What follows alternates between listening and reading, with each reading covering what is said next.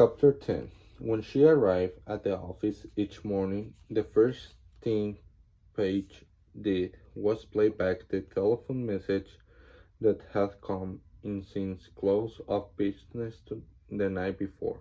This morning, she felt sorry for the somewhat pathetic caller who confessed such deep admiration for Elisa Blake. The answering system, which time-stamped each call, indicated the message had come in just after midnight. People's lives. Peggy signed it as she erased the call.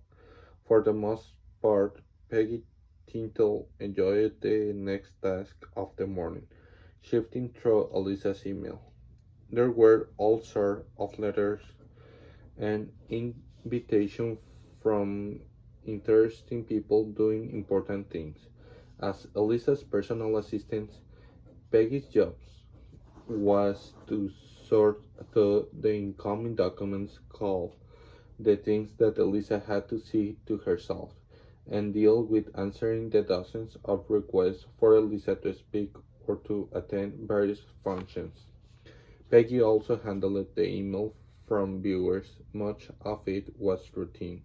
Viewers complaining, complimenting Elisa on a story she had done, or the clothes she had worn, or the way her hair had been styled.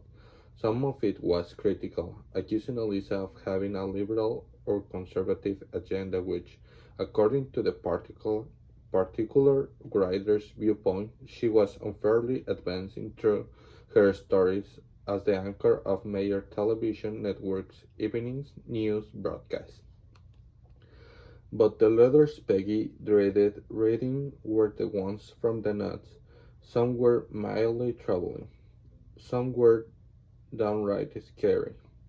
This morning's mail had brought another really sick one from the guy who had written before, and Peggy reread this new one nervously, fingering the small diamond cross that hung from the silver chain around her neck.